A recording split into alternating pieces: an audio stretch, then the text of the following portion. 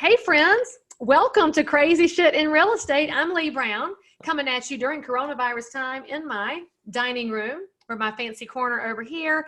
And I'm very honored to have Dave Foster with me on the show. Dave, welcome to the podcast. Thank you. It's great to be here. Welcome to Crazy Shit in Real Estate, a weekly podcast where I walk you through some of the wildest, most unbelievable stories you'll hear from the world of real estate. If you like real estate and you love crazy, this is the podcast for you. All right, so tell everybody where you're located besides the room with a very nice chair rail in it. Absolutely. Well, if I turned it around, you would be looking at Redington Shores Beach. So I'm not going to do that to anybody. But I will tell you that there is maybe as many clouds in the sky today as there are trees in Amarillo. So don't cry for us. We're doing okay. Let's see, my window outside, I got a cherry tree is finishing blooming, my wisteria is finishing, and it's going to be 85 today and the 1st of April in North Carolina. It's good stuff. And I'm pretty sure if you go into your backyard, you can get a suntan and maintain social distance. That's pretty much the plan. As soon as I finish my calls today is to stand out there and work on my tan. So this is my goal, is to have this. I'm a runner. There you go. But I want to have as much tan line as I can under my watch. That's awesome. So Dave, tell us what you do in regard to real estate. How long have you been in the business, in what space, and give us a little background on it. Well, I'm one of those crazy, can't get enough real estate, never saw an investment he didn't like, entrepreneur kind of guys. I've about 20 years ago, my wife and I were both in different occupations, and we had a son, our oldest son, and life changed. And we said, my gosh, how can we get off the corporate wagon? Because this kid was better than TV. I mean, we just sit and watch, right?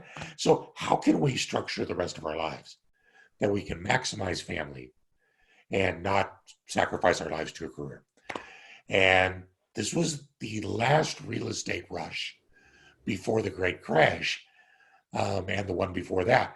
And we kind of hit on real estate as a great way to invest and get that kind of freedom.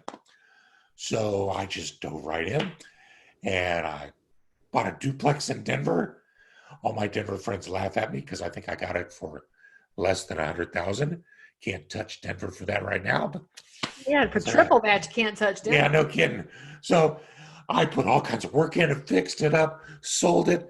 I was fat and sassy till I talked to my accountant. And, accountants are always the greatest killjoys in the world.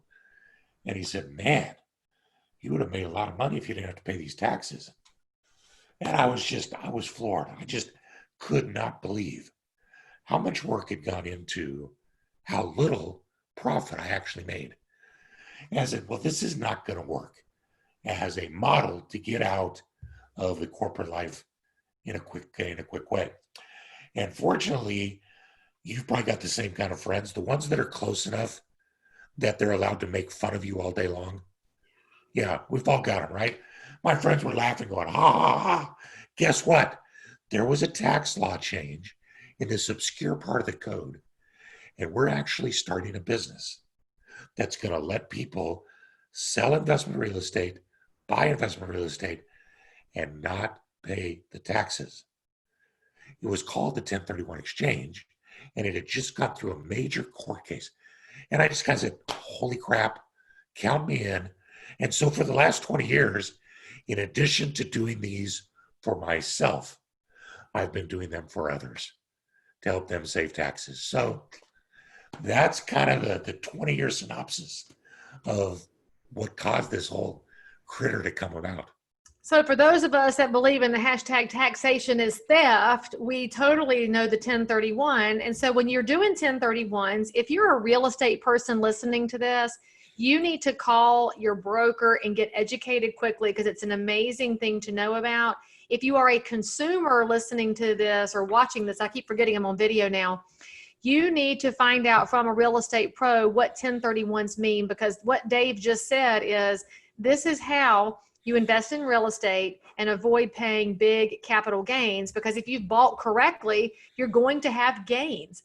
And we in real estate are of the mindset that if you own it, you really don't want to let go of it unless you're going to let go of it to leverage it up to something else. So Dave, when somebody's buying rent investment real estate like yourself, and you've been in all these different markets and different angles of the business, I know you've seen some crazy shit. And so in crazy shit, this could be something you saw that you wished you had purchased, or something you purchased that you wished you had not purchased, or just a, I can't believe this happened to me kind of a moment, which almost is buying a duplex in Denver for under 100,000, which today's listener and viewer is like, that ain't even real. But yeah, young friends out there, just trust us, old guard. We will tell you that if we could go back 20 years in our lives and buy more real estate, we would go back 20 years and buy more real estate. And so Dave, give us a synopsis of what you've seen, or what Vicky's seen, or what y'all have seen in working in real estate together in the investment space. Crazy shit. There's a couple of things. Number one is the positive crazy of what we did. We actually turned a real estate investing career across 4 different markets and into a sailboat that we lived on for 10 years. Lived on? Without paying a penny. Lived on? Real estate tax, yes. Like full time? With all 4 like that was boys. Your house? With all 4 boys. That's crazy. That's a whole different crazy episode of things. So if you're a parenting podcast, Dave should be your guest, and Vicky too, how they survived that. But all right, so how did you get a sailboat free and clear? Did you use real estate money to do that? Absolutely. Wait a minute, did it count as a houseboat with 1031 because you lived on it? Well, that was the thing I was always trying to make happen, but it doesn't. So, because I never say never, what I did was I found a way.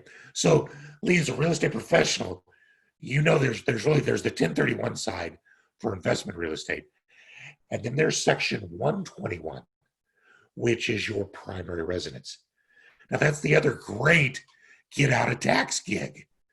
If you live in a property that you own for 2 out of the 5 years prior to selling it, as a married couple, you can take the first $500,000 in profit tax-free. And friends, you better know the reason we have that is Senator Tim Scott from South Carolina, because during the Tax Cuts and Jobs Act of 2017, they almost changed it to 5 out of 8 years to get the exemption Dave's talking about. But Senator Tim Scott kept it at 2 out of 5 because he understands how important that is to people. So if you're in South Carolina, you better always vote for Tim Scott. And if you're not in South Carolina, you should send him a thank you note, because I am so grateful. Well, send and vote for him also. You know, that's how it is. You vote often, you vote early. We'll all come in and vote for him. Right? You're a Democrat, right. Vote often. Exactly. So, right. So there's those 2 parts of the code. Now, here's the really cool thing that people don't know. And that is that as opposed to this being a once in a lifetime deal, like it used to be, you can now do this once every 2 years. So stats tell us that people live in their houses around 5 years or so usually. So over the course of a nice, decent long life, you will probably have the opportunity 8 or 9 times to take profit tax free. That you put it in your pocket, you do what you want with it. You're never going to pay the tax on it. That's the most incredible thing you could ever have. So, but here's what Dave's twisted mind figured out a long time ago. And that is that while 1031 is to sell investment real estate and then buy investment real estate, you do not have to keep that as investment real estate forever. So what we embarked on at that time was a series of moves where we would do 1031 exchanges with a lot of profit, and then we would purchase new investment real estate with really nice houses. And a year or 2 later, we would then move into those houses and turn them into our primary residence. And as soon as we did that, now we got to live in them for 2 years. And then when we sold, all of the profit, including the profit while it was investment, went into our pockets tax-free. And by the time we had done that several times, that's what let us then take the cash to go buy the boat. So remember, people, he's not breaking the law here. no, He's not at just all. going through a pain in the ass every couple years moving. And so moving companies probably owe you some real money because you have really paid movers. But there's a way to do this. And that's part of the crazy shit in real estate, is that our parents stayed in houses for 30 and 40 years because that was what their parents did. But if you want to find a way to build your investment portfolio, you can do it. It's going to be painful, right? So nothing's easy in life, and it's possible. Just make sure that you're talking to your accountant, you're following the dates and the rules appropriately, because Dave and I are not tax advisors or attorneys. We're just telling you there are tax code out there that benefits you, and it's a pain, but it's doable. So Right. in doing that process, Dave, what is the craziest thing that's ever happened to y'all in doing the roll up through houses? Well, for us personally, one of our houses that we ended up selling became a movie set.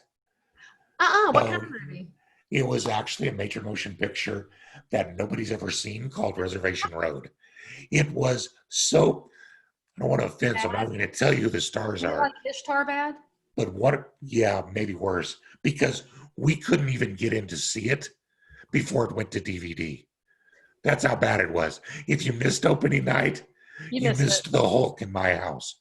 It's so yeah, that was But you kind can of, brag about having a movie set house, right? not everybody gets that, and that's okay. But that was the impetus. That's what ended up then taking us down to Florida, where we were able to buy that boat. So that whole idea of that conversion is huge. And you're absolutely right. While these kinds of opportunities exist, you've got to be very strategic about them. But by the way, before I tell you my really batshit crazy story, I got to tell you, I was listening to your podcast from a couple of weeks ago, I think.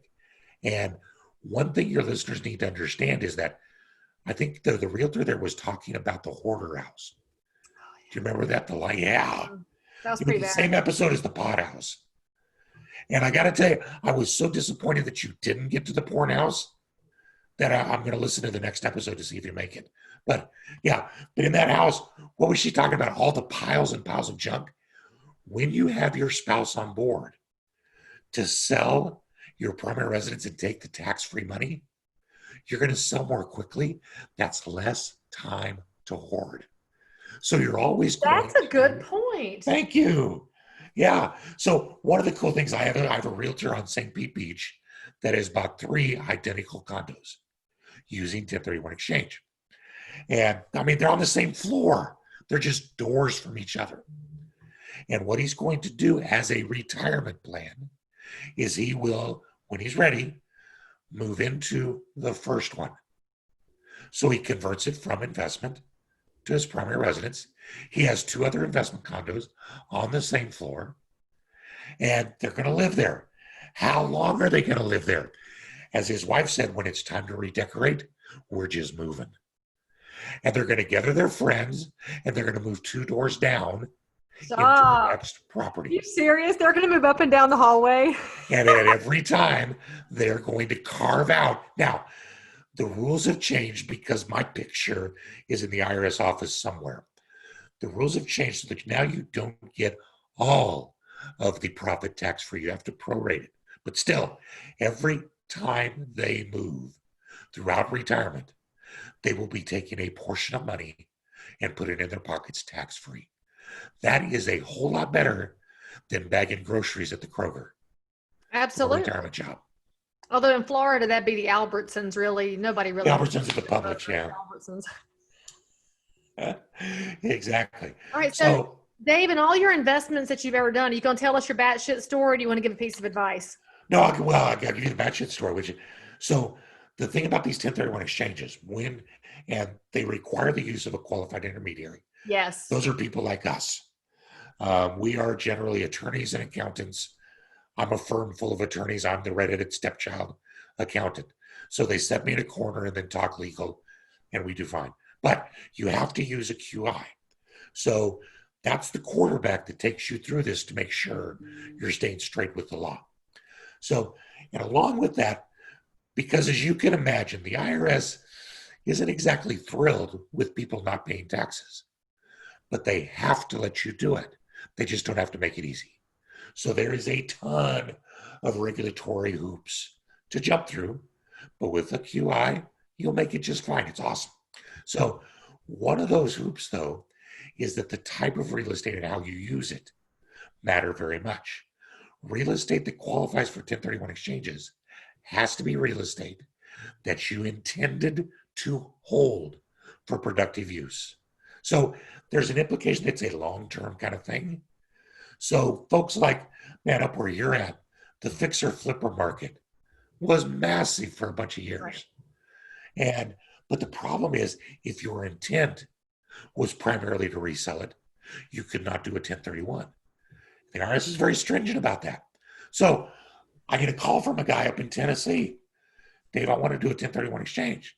And so one of the things I always do is we talk and I try to pre-qualify and let them know what kinds of things, find out if it's going to work for them or not. And he said, yeah, I just bought this property last month. So red flags, started being horns started going off. I said, well, 1031 is really only for property that you intended to hold for use, not for property you wanted to fix and flip. So I'm not sure it's going to work. He goes, well, but Dave, it was in my sales agreement with the seller that I had to honor the lease in place, which had 2 more years to run. Oh. Because the tenant was a friend of the seller. He said, so I really did buy this thing intending to hold it and honor the lease. It's in that contract. I said, well, okay, that sounds good. I still kind of wanted to wink at him, right? I said, that's good, but you're selling it after a month. That doesn't look good. I said, that really still looks like you've got something going on where you wanted to sell it. He goes, well, it could be the bear. I said, what? He goes, yeah, the bear that moved in beside her trash can. And so she left after a month because she was scared of the bear. So like the actual, like a real life bear, like a real live Yogi Bear. Forget COVID-19. We're losing tenants because of wildlife. I think it's probably legit, but so did the 1031 go through, and did the IRS fight over that? They let it go? Well, very few 1031s are ever audited. So it's one of those things where you've really got to pre-qualify yourself well. But people never assume that won't be you. Just because it's not many, don't assume it's not you. Always assume you're going to be. That's exactly correct. Always. So usually the advice I give is don't do something just because you think you can get away with it, but also don't not do something just because it will be questioned. So, by the time we got through that, I went, what field agent from the IRS is going to argue with a bear? And so, yeah, he did the 1031. I could think of a few, but it wouldn't last long. No. Oh, don't get me started. That might be kind of fun to watch, wouldn't it? I'd pay for view that one. All right, so give our listeners and viewers, and remember, we got a lot of people who watch the podcast and listen to it that aren't real estate professionals. They're like regular people. So give them your best piece of investment real estate advice that you can give them. What's the one thing they should know about investment real estate? You make money when you buy. That's always been true, right? Yes. Thank you. Too many people are like, oh, you make it when you sell. I'm like, no, that's the after effect of what happened when you bought. You make it when you buy. So you got to find the right property, right price, right circumstances. But here's part B to that. You keep your money when you sell. Yes. When you buy it right. And when you sell, you make the moves that allow you to keep the most profit in your pocket. And one of those things is the 1031 exchange. And because if you do 1031 exchanges through your life, you don't even have to do something crazy like we did with the primary residence. As long as you own that property, you'll never pay the tax. As long as anytime you sell that property and do another 1031 exchange, you'll never pay the tax. And here's where it gets really crazy. I'm loving that word today. That's the most awesome podcast name I've ever heard. Where it gets really crazy is that when you die owning real estate, doesn't matter if there's $100,000 or $1 million in tax that's built up behind you. Your heirs get it as if they paid market value for it on the day you die. So that tax goes away. So Dave's advice, buy it right, sell it, and sell it in the right way, and enjoy that tax. Make money for yourself instead of for the government. They're doing fine on their own. And when you die, give the lasting legacy to your heirs. That's the 1031 way. And guys, you should know that because of all the legislative hoo-ha around coronavirus, there's likely to be a lot of investment money that is going to leave places like California and New York and move to more friendly markets. So Dave, how can realtors or consumers find you if they need some qualified intermediary help? What's the best way to find you? Yeah, the best way to get hold of me is at the1031investor.com. And if you go there, one of the things that I've seen is that this is such an underused statute because of education. Correct. That I have really made my mark over 20 years in educating people about it. And when they find out they need it, then we're there to help them. But on that, at the1031investor.com, we have a YouTube channel of videos, articles, calculators, everything, including my face that's made for radio. And we can take care of it. You don't have Vicky's face there? You know, I should, but then they'd spend too much time looking at her. And right, by the way, Leigh, just for your folks today, anybody that comes in, there is also a way to start your 1031 order. And if you go to 1031investor.com/podcast, we will give them $50 off their first order through you. Look, there you go, guys. You get a coupon. Yay, free stuff. So I know y'all weren't writing anything down. It's okay, because all of Dave's information is in the show notes for this episode, including the specific URL to get you your $50 off.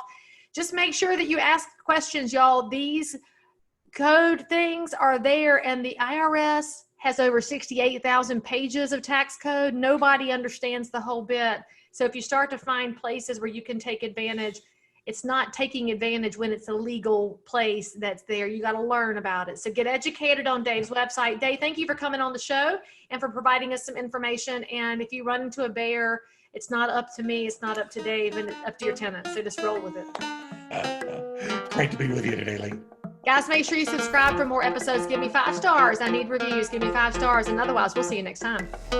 If you are listening to this episode and you need to tell us something about your crazy life in or around real estate, then tweet me at Leigh Brown or reach me on any of the social networks. That's if you're a broker, realtor, investor, inspector, lender, or just a regular normal human being who happens to have dealt in real estate. Subscribe for more episodes, and as always, we are thrilled that you joined us for some crazy shit in real estate. See you next time.